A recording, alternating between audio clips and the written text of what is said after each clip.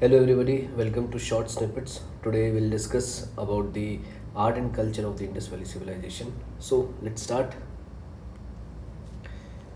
So start with the architecture of the Indus Valley Civilization.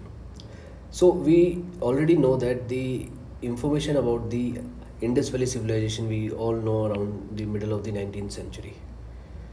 In 1870, when the railway lines were laid between the Lahore and Karachi, there was something unusual reported to ASI, but they ignored initially that there is any possibility of underlying civilization. So, in the early 20th century, chairman of Archaeological Survey of India, John Marshall, decided to go ahead with the excavation.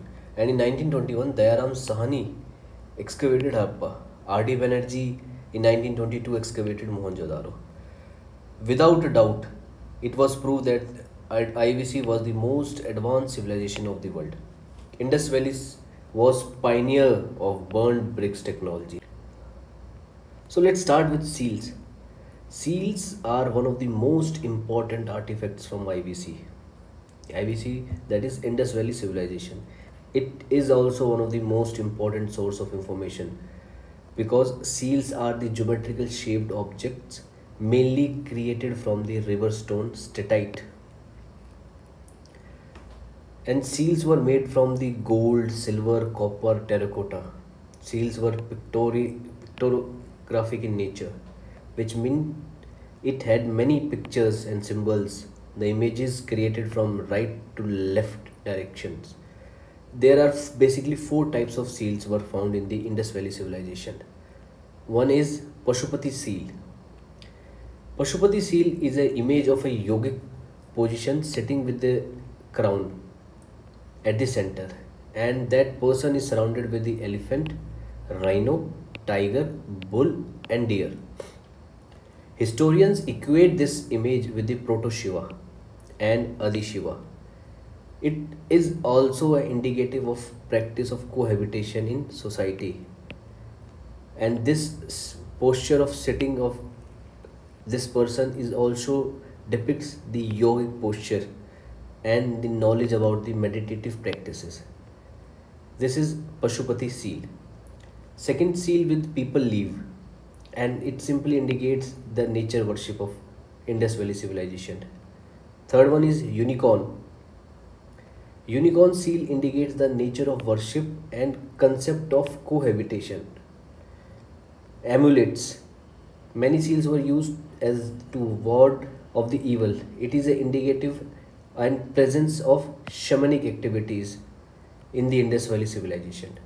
Various symbols like pi, zai, and other seals indicates that the seals were also used for the education tool, and these also acted as the stamp of Indus Valley, and it further facilitated in the trade.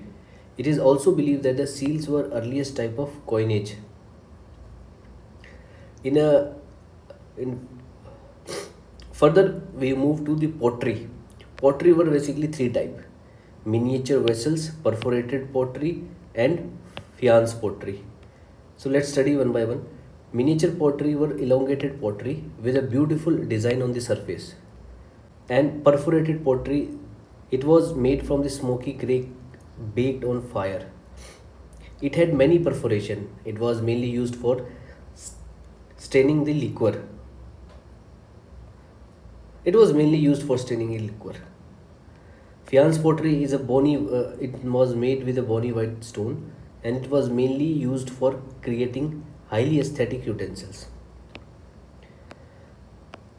Then moving further, sculptures.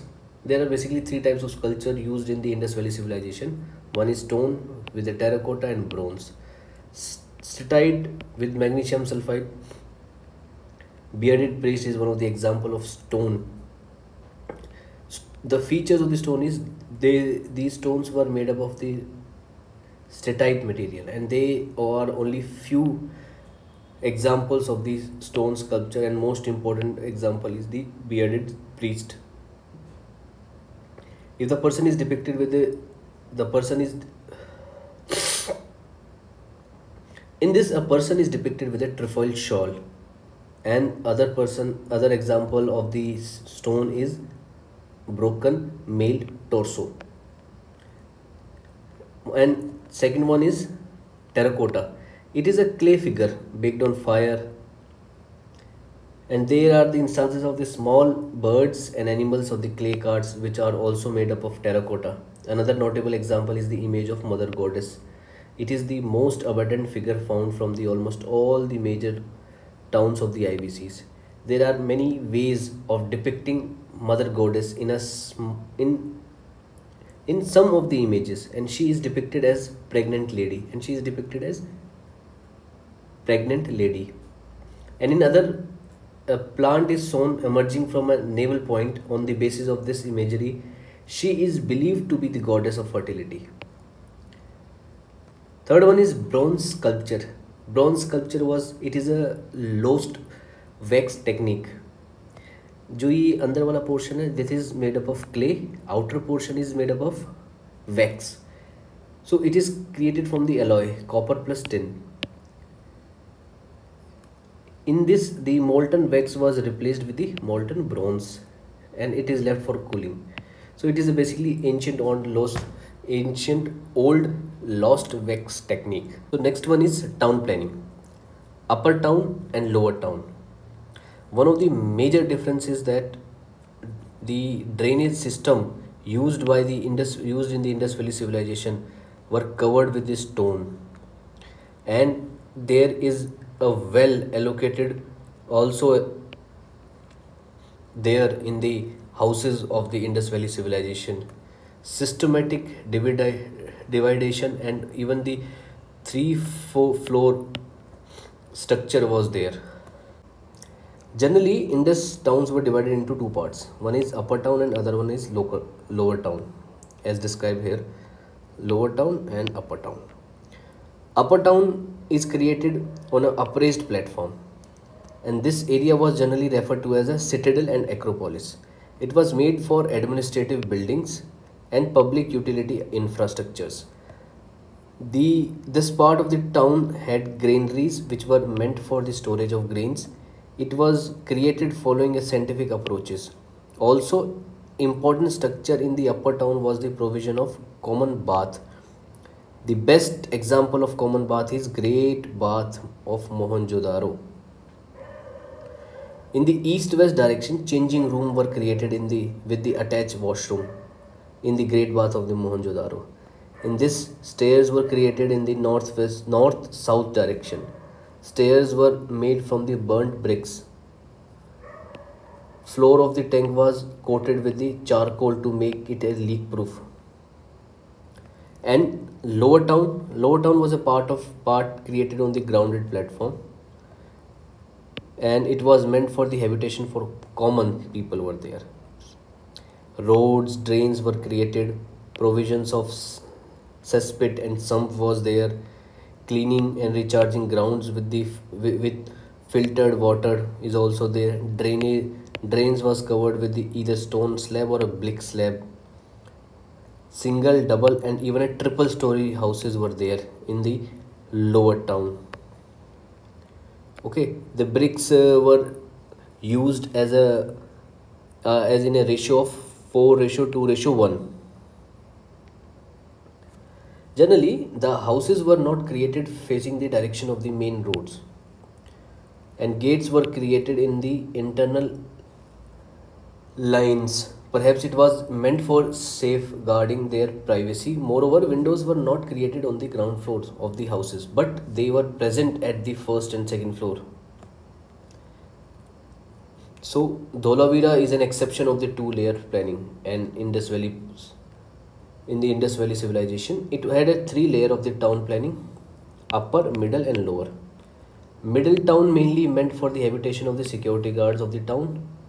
And one of the unique feature of the Dholavira was there was a presence of radial drainage system and the automated irrigation channels. It was also the well-placed rain water harvesting system, and Dholavira is the UNESCO's World Heritage Site. Ornaments and cosmetics.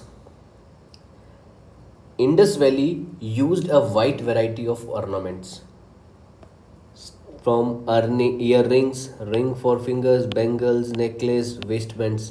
So these ornaments were mainly created from the bronze and copper. And there was a very well established bead industry at the Chandwaro, and beads was created from the statite material of the stone. Semi precious stones like carnelian, amethyst, lapis lazuli were also the part of the ornament and cosmetics. And the cosmetics like sindoor, kajal, soap were also used at the time of